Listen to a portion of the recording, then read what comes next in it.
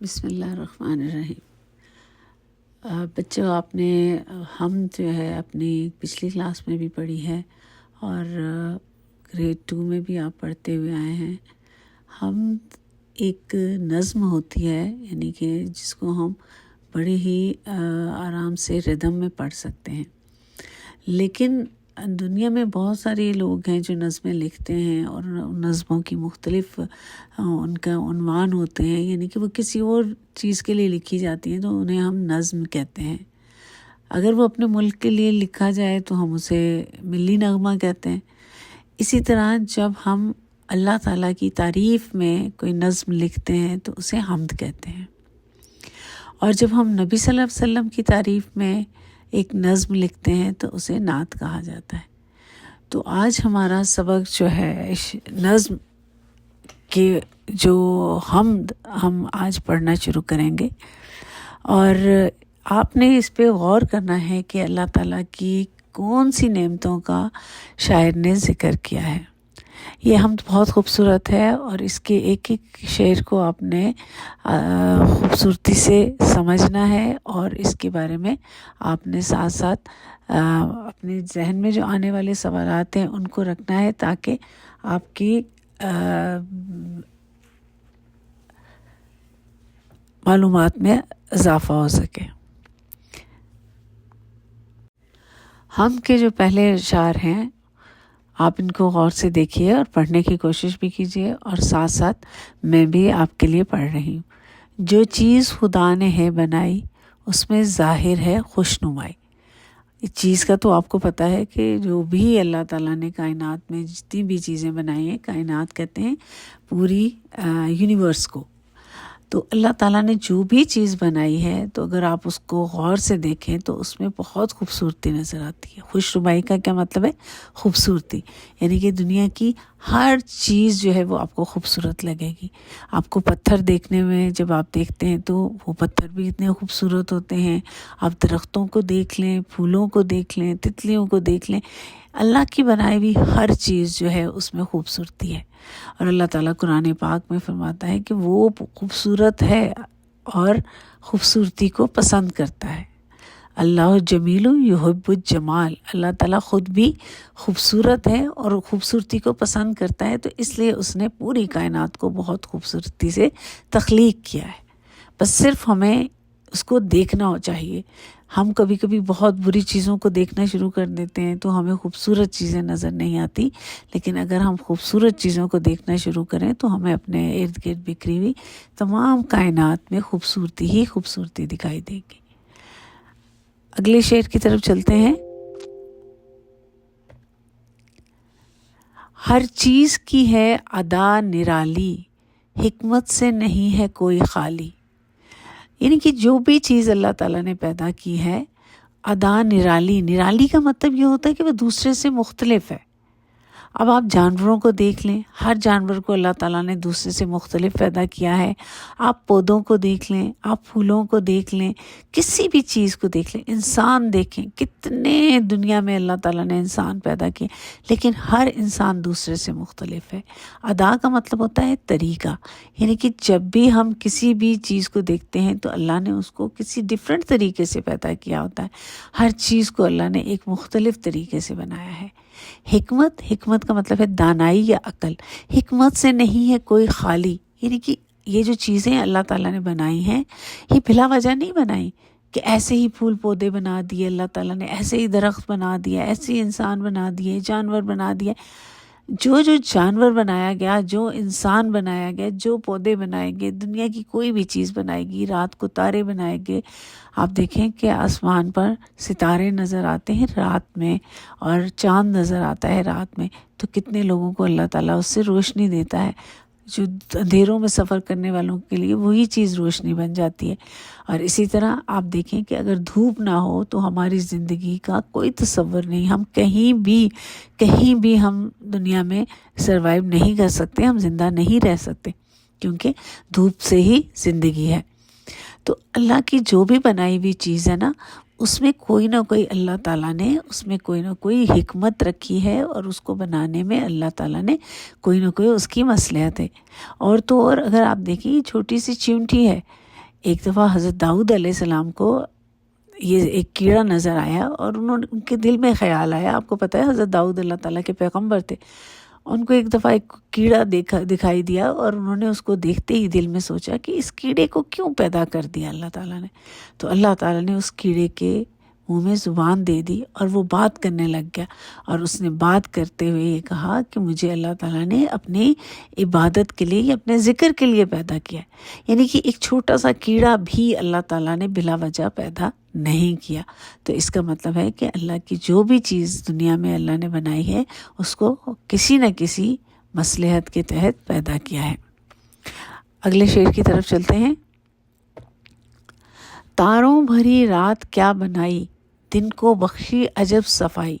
اب یہ دیکھیں کہ کیسا اللہ تعالیٰ نے ایک نظام بنا دیا ہے کہ رات بالکل اندھیری ہوتی ہے اور جب صبح ہوتی ہے تو ایسے لگتا ہے کہ اندھیرا کہیں آسمان پر تھا ہی نہیں. اور یہ رات جو ہوتی ہے تاروں بھری رات، جیسے میں نے پہلے بھی ابھی آپ کو بتایا کہ رات کو اللہ تعالیٰ نے اس کے اندھیرے کو کم کرنے کے لیے اللہ تعالیٰ نے اس میں ستارے اور چاند لگا دیے اس کو خوبصورت بنانے کے لیے. جیسے میں نے پہلے بتایا تھا کہ خوبصورتی اللہ کی ہر چیز میں بنائی ہوئی جو بھی چیز ہے اس میں خوبصورتی ہے. تو یہاں دیکھیں رات کو اللہ تعالیٰ نے تاروں سے سجا دیا اور دن کو اتنا اجلا بنایا کہ ہم اس میں ہر چھوٹی سے چھوٹی چیز کو دیکھ سکتے ہیں، ہر چیز کا مشاہدہ کر سکتے ہیں. عجب عجب یہاں ایک لفظ استعمال ہوا ہے اور عجب کا مطلب ہے حیرت یا انوکھا.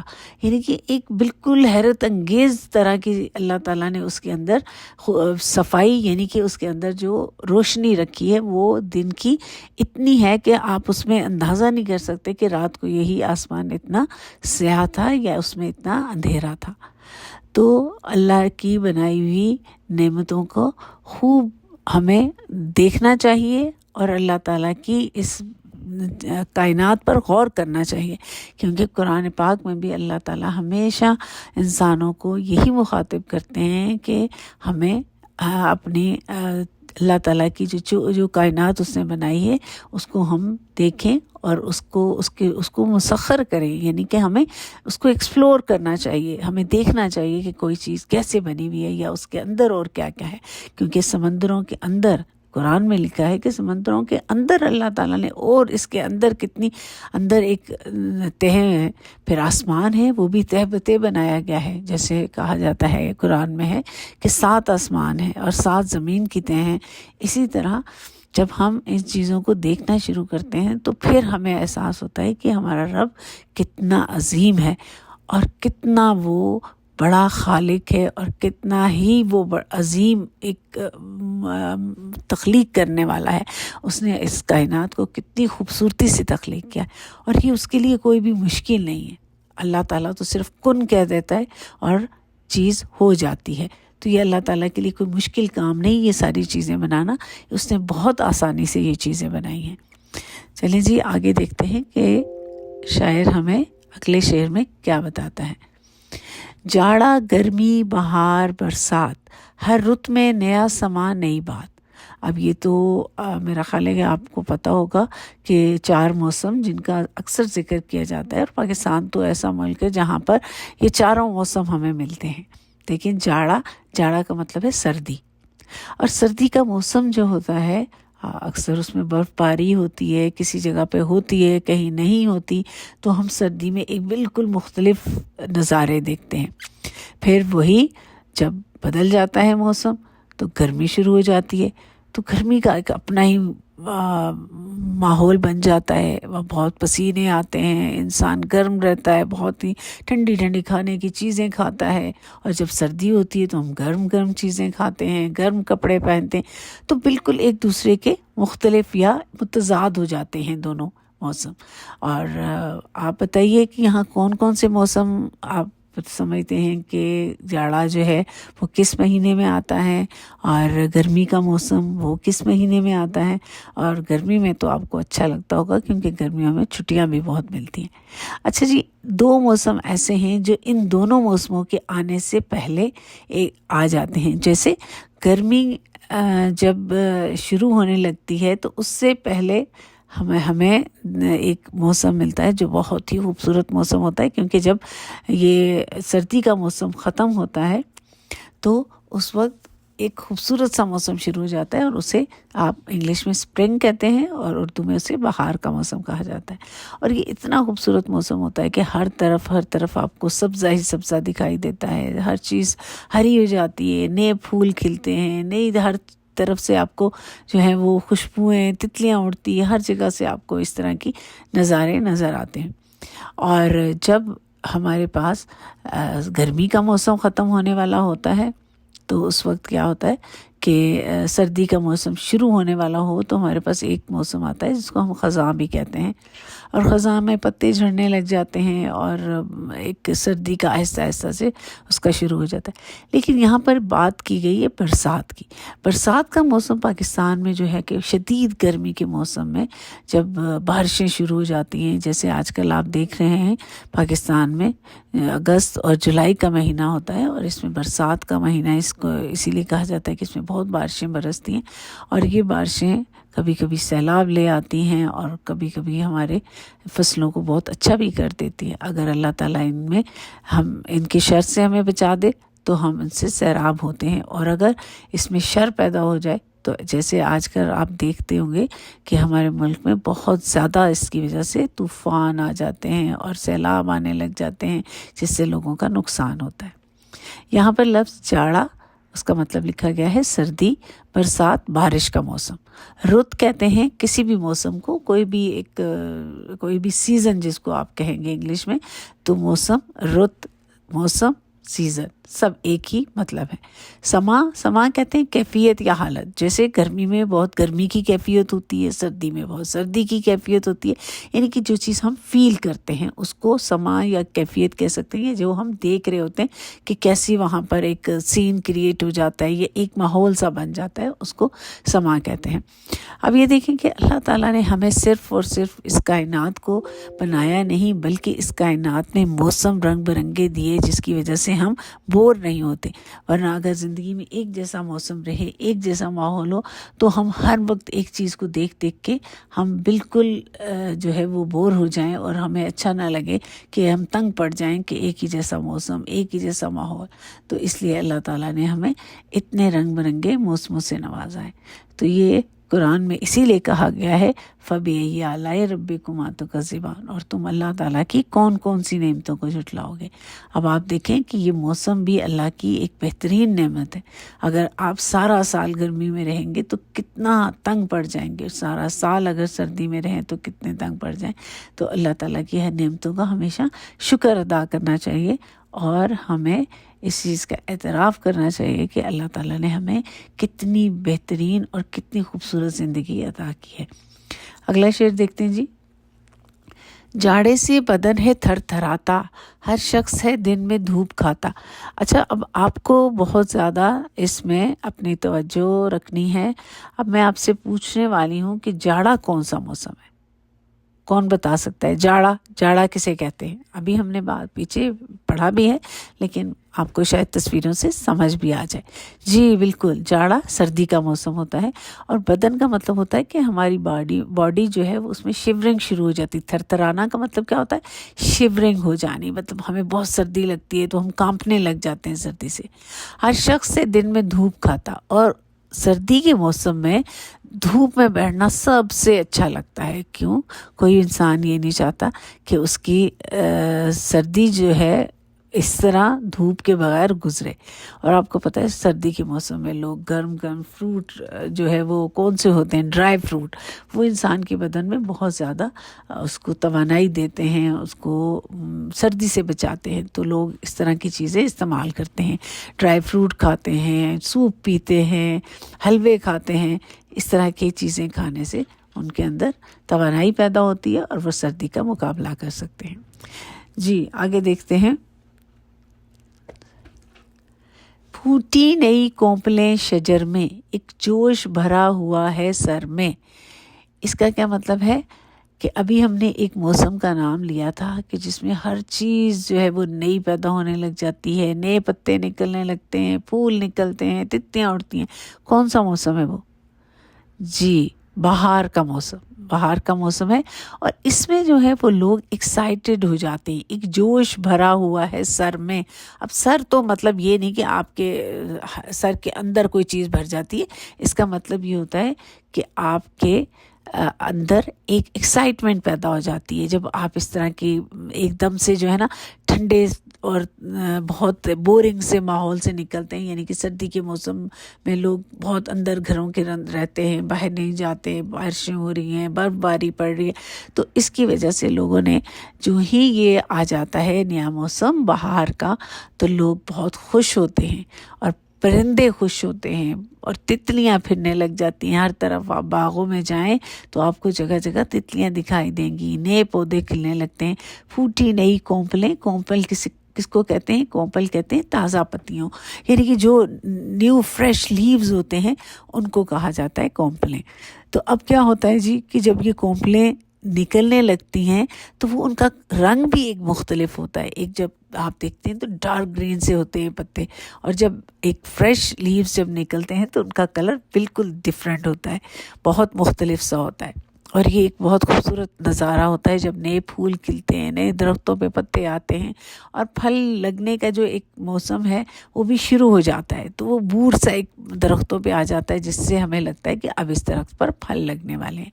تو یہ ساری چیزیں دیکھ کر لوگ ایکسائٹیڈ ہو جاتے ہیں. پرندے جو ہیں وہ بھی خوش ہوتے ہیں، ہر طرف چہچہانے لگ جاتے ہیں کیونکہ ان کو بھی سردی لگتی ہے، وہ بھی تو بیچارے سردی کے موسم میں بہت تنگ پڑے ہوئے ہوتے ہیں. تو یہ بہار کا موسم ہوتا ہے جو ہر انسان کو خوش کر دیتا ہے. یہاں پر جو الفاظ لکھے گئے ہیں ان کو آپ غور سے دیکھیے، اور تاکہ آپ کو ان کے مطلب سمجھ میں آ جائیں، اور جب آپ پڑھ رہے ہوں گے تو میں آپ سے ان کے مطلب ضرور پوچھوں گی. ٹھیک ہے؟ پھوٹی کا مطلب ہوتا ہے کھلنا، نئے پھولوں کا کھلنا یا نئی پتیوں کا نکلنا. کونپلیں تازہ پتیاں. ٹھیک ہے؟ اوکے جی، اب ہم چلتے ہیں اگلے شعر کی طرف. گرمی نے زمیں کو تپایا. اب دیکھیں آپ نے جب پہلا وہ ایک شعر پڑھا تھا اس میں تھا جاڑا، گرمی، بہار، برسات، 4 موسم آپ نے پڑھے تھے. تو یہ چاروں موسموں کے ہی بارے میں یہ اگلے اشعار ہیں. گرمی نے زمیں کو تپایا، بھانے لگا ہر کسی کو سایہ. میرا خیال ہے کہ تصویر سے آپ کو بہت اچھے سے سمجھ میں آ گیا ہوگا کہ تپایا کا مطلب کیا ہوتا ہے. جب سورج اتنا تیز ہوتا ہے، بہت گرمی ہوتی ہے. ابھی تو آپ گاڑی میں جا کے بیٹھتے ہیں تو آپ کو لگتا ہوگا نا کہ کتنا مشکل ہے گاڑی میں بیٹھنا، اور ایک دم سے آپ اٹھ کے کھڑے ہو جاتے ہیں کہ اتنی جلنے لگ جاتی ہے سیٹس پہ بیٹھتے ہی. آپ کو نا لگتا ہے کہ یہ ہاتھ پاؤں جلنے لگ جائیں گے، ہماری ٹانگیں جلنے لگ جائیں گی. تو وہ دھوپ کی وجہ سے گرم ہوتی ہے. تو اسی طرح اگر آپ کبھی اس چیز کا تجربہ کریں کہ آپ کبھی ننگے پیر زمین پہ کھڑے ہو جائیں تو آپ کھڑے نہیں ہو پائیں گے، کیونکہ اتنی شدید گرمی ہوتی ہے کہ اس سے زمین گرم ہو جاتی ہے. تپایا کا مطلب ہوتا ہے کہ گرمی نے زمین کو گرم کر دیا ہے، بہت ہاٹ کر دیا ہے اس کو، جس کی وجہ سے انسان جو ہے وہ بہت پریشان ہوتا ہے. پھر ہر کسی کو پسینے آ رہا ہوتا ہے، پسینے میں بھیگے ہوئے ہوتے ہیں لوگ. تیراکی کرنے جاتے ہیں، کچھ لوگ جو ہے وہ گھروں میں اے سی لگا کر اندر ہی بیٹھے رہتے ہیں، کچھ لوگ پنکھے لگاتے ہیں اور ٹھنڈی ٹھنڈی چیزیں، مشروبات ٹھنڈے پیتے ہیں، کولڈ ڈرنکس جس کو آپ کہتے ہیں. تو ہر کوئی جو ہے وہ گرمی سے بچنے کی تدبیر کرتا ہے، اور کپڑے بہت ہلکے باریک پہنے جاتے ہیں، اور تاکہ کوشش کی جاتی ہے کہ گرمی کو کم سے کم لگے. بھانے لگا ہر کسی کو سایہ، یعنی کہ ہر کوئی جو ہوتا ہے، یہ صرف انسان نہیں، جانور بھی، پرندے بھی، ہر چیز جو ہے وہ چاہتی ہے وہ کسی شیڈ میں بیٹھے، ڈائریکٹ دھوپ میں نہ بیٹھے. کیونکہ اگر آپ اس طرح سامنے دھوپ کے بیٹھیں گے تو ایک تو بیمار ہو جائیں گے، اور دوسرا دھوپ کو برداشت کرنا جو ہے وہ بہت مشکل ہوتا ہے. یہاں پر ایک لفظ یہاں پر بتایا گیا، بھانے لگا. بھانے لگا کا مطلب ہوتا ہے اچھا لگنے لگا. ہر کوئی پسند کرتا ہے کہ وہ کسی شیڈ میں یا سائے میں بیٹھے. وہ درخت کا سایہ بھی ہو سکتا ہے، وہ کسی گھر کا سایہ بھی ہو سکتا ہے. تو پرندے بھی آپ دیکھیں گھونسلہ بناتے ہیں تو ایسی جگہ بناتے ہیں گرمیوں میں کہ جہاں ان کو ڈائریکٹ دھوپ نہ پڑے. تو اس طرح وہ موسم کی گرمی کی شدت جو ہے اس سے خود کو بچا لیتے ہیں. چلیں جی آگے دیکھتے ہیں. برسات میں دل ہیں بادلوں کے، ٹھنڈی ٹھنڈی ہوا کے جھونکے. دل جو ہے نا बादल से ही निकला हुआ है। दल का मतलब क्या है कि पूरे बंच, बड़ा ज़्यादा ढेर सारे बादल जो है एक साथ इकट्ठे हो जाते हैं। ये देखिए तस्वीर में भी आपको लग रहा होगा, बहुत सारे बादल आगे पीछे खड़े बिल्कुल नज़र आते हैं। कभी कभी तो आपको एक आध बादल का टुकड़ा नज़र आता है ना, लेकिन बरसात में ये होता है कि बादल इतने ज़्यादा होते हैं और उसमें हो क्या रहा होता है कि उनमें बारिश जो है वो भर जाती है और फिर वहाँ से बारिश शुरू हो जाती है। जब वो भारी हो जाते हैं तो बारिश कतरा कतरा करके, ये अल्लाह ताला का निज़ाम है कि बारिश को कतरा कतरा करके ज़मीन पर भेजते हैं। और अगर बारिश का वो पानी एकदम से ज़मीन पर आए तो वही होता है जिसको आजकल कहा जाता है क्लाउड बर्स्ट हो जाना। तो उसमें फिर एकदम से पानी ज़मीन पे, वही बारिश का पानी ज़मीन पे आ जाता है और पूरी तरफ आपको सैलाब ही सैलाब दिखाई देता है। अब बरसात के मौसम का एक तो ये मज़ा होता है कि एकदम से गर्मी में बारिश शुरू हो जाती है तो हम खुश हो जाते हैं, और बारिश में बच्चे बहुत जो है वो लुत्फ़ उठाते हैं, नहाते हैं, बाहर निकलते हैं। और बारिश के बाद का मौसम बड़ा खूबसूरत हो जाता है, हर तरफ जो है वो ठंडी ठंडी हवा चलने लग जाती है और गर्मी का ज़ोर कम पड़ जाता है। तो इस तरह ये मौसम अल्लाह ताला की एक बहुत बड़ी रहमत भी है, लेकिन अगर ये बहुत ज़्यादा संगीन हो जाए या बहुत ज़्यादा इसमें सख्ती आ जाए तो ये एक बहुत बड़ी ज़हमत भी बन जाता है। तो दल आपने फिर याद रखना है, दल बादलों का इकट्ठा होना, यानी कि बहुत से बादल एक जगह इकट्ठे होकर जब बरसते हैं तो उसको हम कहते हैं बादलों के दल हैं। ठीक है, तो ये मौसम जो थे 4, उनके बारे में आपको बताया गया। अब आगे चलते हैं जी। पैदा किए ऊंट बैल घोड़े, हर चीज़ के बना दिए हैं जोड़े। अब ये देखिए अल्लाह ताला ने इंसानों को, जैसे आपको कहते औरत मर्द, इसी तरह अल्लाह ताला ने जानवरों में भी एक एक जानवर का जोड़ा बना दिया है। जैसे ऊँट में मेल भी होगा, फीमेल भी है, घोड़े में भी ऐसे हैं, बैल में भी ऐसे हैं। तो ये यहाँ पर कुछ जानवरों की तस्वीर हैं जो आपको पहचाने जा रहे होंगे। तो बैल कहते हैं ऑक्स को, ठीक है, ऊँट कैमल और घोड़े हॉर्सेस। तो ये वो चंद नाम इन्होंने यहाँ लिखे हैं। उसके अलावा भी अल्लाह ताला ने बहुत बहुत सारी मखलूक पैदा किए और ये हमारे काम आते हैं, ये हमारी इस्तेमाल के लिए अल्लाह ताला ने इन जानवरों को पैदा किया है। जैसे हम इनका गोश्त खाते हैं, इनके दूध पीते हैं गाय बकरी का, फिर हम इन पे सवारी करते हैं, इन पे अपना सामान लेकर जाते हैं। तो ये वो जानवर हैं जो अल्लाह ताला ने हमारी इस्तेमाल के लिए पैदा किए, यानी कि हमें फैसिलिटेट करने के लिए पैदा किए। अगर हम इन जानवरों को इनका इस्तेमाल जैसे हमारे इस्तेमाल में आते हैं, उनको सही इस्तेमाल करते हैं तो हमारे फ़ायदे का बायस बनते हैं।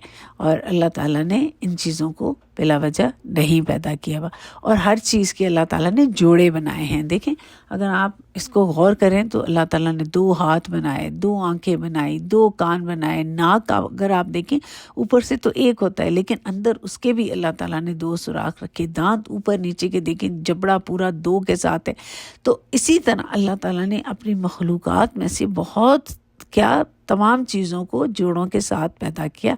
और ये अल्लाह ताला का एक आप यूँ समझ लें कि बहुत बड़ा इनाम है इंसान पर कि अल्लाह ताला ने उसको इतनी मुकम्मल हालत में और इतनी मुकम्मल कायनात देकर भेजा है। ओके जी, आगे देखते हैं। रोशन आँखें बनाई 2-2 कुदरत की बहार देखने को। अब आपको पता है कि अल्लाह ताला ने आंखें हमें दी हैं, और जिनके पास ये नेमत नहीं होती तो ये उनको पता होता है कि ये इस नेमत के बगैर उनकी ज़िंदगी कितनी मुश्किल है। तो ये आंखें हमें क्या करती, इन आँखों से हम पूरी कायनात को देखते हैं। लेकिन आपको एक बात याद रखनी चाहिए कि अल्लाह ताला ने ये आंखें हमें इसलिए दी हैं कि हम इनसे अच्छी चीज़ें देखें। लेकिन जब इन्हीं आँखों से हम कुछ गलत देखते हैं, जैसे आजकल आप हर किसी के हाथ में मोबाइल होता है, जब दिल चाहता है कुछ भी देख सकते हैं। जिस चीज़ से आपको पेरेंट्स से मना किया, आपके घर वालों ने, बड़ों ने जिस चीज़ से मना किया, आप वही देखेंगे। تو آپ کو پتہ ہے پھر انہی آنکھوں کے ذریعے ہمیں عذاب بھی دیا جائے گا۔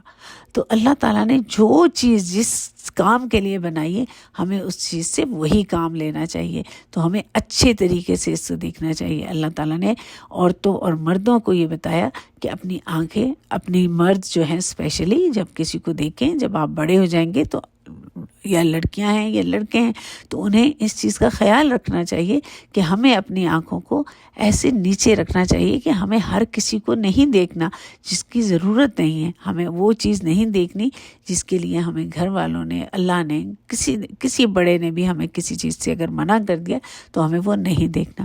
اور آپ کو پتہ ہے کہ یہ سب سے زیادہ جو اسکرین ٹائم آپ لیتے ہیں، ہر وقت دیکھتے رہتے ہیں، تو اللہ تعالیٰ نے ایک ایک پانی کے قطرے کا حساب لینا ہے، تو ہماری آنکھوں کو جو اس نے خوبصورتی دیکھنے کے لیے بنائی تھی تو ہم صرف اس سے وہ خوبصورتی نہ دیکھیں جس کا اس نے ہمیں منع کیا، بلکہ ہم اللہ تعالیٰ کی کائنات کو دیکھیں اور اس کی بنائی ہوئی چیزوں کی خوبصورتی کو دیکھیں۔ اور اللہ تعالیٰ کو ہم نے ہر چیز کا حساب دینا ہوتا ہے۔ یہاں قدرت لفظ لکھا گیا ہے تو قدرت کہتے ہیں اللہ کی طاقت کو، جو اللہ کی فورس ہے، جو اللہ تعالیٰ کی طاقت ہے، ہم اس کا اندازہ نہیں کر سکتے، وہ اس قدر زیادہ ہے کہ ہم اس میں آگے اللہ تعالیٰ کی اس طاقت کے بغیر ہم اس کے آگے کچھ بھی نہیں ہے، ہم بے بس ہیں۔ تو اللہ تعالیٰ نے اپنی طاقت کو قدرت کہا ہے۔ آگے دیکھتے ہیں جی، تو ہونٹ دیے کہ منہ سے بولیں، شکر اس کا کریں زبان کھولیں۔ اب دیکھیں اللہ تعالیٰ نے ہونٹ دیے کس لیے؟ زبان اور منہ سے ہونٹ ہلتے ہیں تو آواز بنتی ہے، جملے نکلتے ہیں، لفظ ادا ہوتے ہیں۔ تو یہ لفظ جب ادا ہوں تو کیا نکلے ان سے؟ اچھی بات نکلے۔ ہم کوئی ایسی بات نہ کریں، کیونکہ اللہ تعالیٰ نے جو نعمتیں ہمیں دی ہیں اگر ہم ان کا صحیح استعمال نہیں کریں گے تو ہمیں اس کا بھی اللہ تعالیٰ کو جواب دینا ہوگا۔ تو ہمیں کیا کرنا چاہیے؟ جب بھی ہم بات کریں ہم اچھی بات کریں، ہم کوئی ایسی بات نہ کریں جس سے کسی کی دل شکنی ہو، جس سے کسی کو تکلیف پہنچے۔ اور اگر ہم اپنی زبان سے اچھے لفظ ادا کریں گے تو اللہ تعالیٰ ہم سے خوش ہوں گے۔ اور قرآن پاک میں اللہ تعالیٰ فرماتے ہیں لئن شکرتم لیزیدنکم، اگر تم شکر ادا کرو گے تو میں تمہیں اور زیادہ دوں گا۔ یعنی کہ اگر آپ کو کوئی بھی چیز اللہ تعالیٰ آپ کو اپنے والدین کے ذریعے دیتے ہیں یا کوئی بھی چیز آپ کو ملتی ہے تو اس کے لیے ضروری ہے کہ آپ اپنے والدین کا بھی شکریہ ادا کریں، آپ اپنے اللہ کا بھی شکر ادا کریں کہ جس نے آپ کے والدین کو یہ توفیق دی کہ وہ یہ چیز آپ تک پہنچا سکے۔ آپ کے استاد جو آپ کو علم دیتے ہیں، آپ کے دوست جو آپ کا ساتھ دیتے ہیں، ہر انسان کسی نہ کسی طریقے سے شکر کا مستحق ہوتا ہے۔ تو سب سے پہلے جو لوگ انسانوں کی شکر گزار نہیں ہوتے وہ اللہ کے بھی شکر گزار نہیں ہو سکتے۔ تو ہمیشہ یاد رکھیے کہ اپنے زبان سے، اپنے ہونٹوں سے وہ الفاظ نکالیے جس سے دوسروں کو تکلیف نہ پہنچے، اور اللہ کا ہمیشہ اور اللہ کے بندوں کا شکر ادا کرتے رہیے۔ چلتے ہیں جی آخری شعر کی طرف۔ اس شعر میں جو شاعر ہیں انہوں نے اللہ تعالیٰ کے 2 نام استعمال کیے ہیں۔ ہر شے اس نے بنائی نادر، نادر کا مطلب یہ تھا کہ یونیک، نایاب، ایسی کہ اس جیسی کوئی چیز نہیں بنا سکتا۔ آپ بتائیں کوئی انسان پہاڑ بنا سکتا ہے؟ ہاں ٹھیک ہے، ہم گتے سے بنا لیں گے، کوئی اس سے بنا لیں گے، کلے سے بنا لیں گے، لیکن ہم ایسے پہاڑ نہیں بنا سکتے جو اللہ تعالیٰ نے بنائے۔ جسٹ لائک ماؤنٹ ایوریسٹ دیکھ لیں آپ، K2 دیکھ لیں، اس طرح کے پہاڑ تو کوئی انسان نہیں بنا سکتا۔ تو دریا دیکھ لیں، سمندر دیکھ لیں، یہ تو کوئی انسان نہیں بنا سکتا۔ بادل دیکھ لیں، ہاں کوئی چیزیں انسان جو ہے وہ علم کے ذریعے کر سکتا ہے، لیکن وہ اللہ کے مقابلے کی چیزیں نہیں بن سکتی۔ تو اس لیے اللہ تعالیٰ نے جو بھی شے کا مطلب ہوتا ہے چیز، کلو شے، آپ یہاں پہ جاتے ہیں نا بکالا پہ تو وہ یا کسی شاپ پہ لکھا ہوتا ہے کلو شے 5 ریال، تو اس کا مطلب کیا ہوتا ہے؟ شے جو ہے یہ لفظ ہے، اس کا مطلب ہے چیز۔ تو کوئی بھی چیز جو بھی اللہ تعالیٰ نے چیز بنائی ہے وہ بنائی ہے اللہ تعالیٰ نے نادر۔ نادر کا مطلب کیا ہوتا ہے؟ بالکل یونیک، نایاب قسم کی۔ بے شک ہے خدا قوی و قادر، یہاں پر قوی اور قادر 2 الفاظ اللہ تعالیٰ کے استعمال ہوئے جو نام ہیں اللہ کے، اس کی صفات میں سے ہیں۔ قوی کا مطلب ہوتا ہے اسٹرانگ، بہت مضبوط، اور قادر طاقت رکھنے والا، یعنی کہ اس کے پاس بہت ساری فورس ہے. تو اللہ تعالیٰ نے اللہ کے تعالیٰ کے یہ دونوں نام یہاں پر استعمال ہوئے ہیں، اور آپ ان کا مطلب ضرور یاد رکھیے گا. ہر چیز جو بھی آپ کو بتائی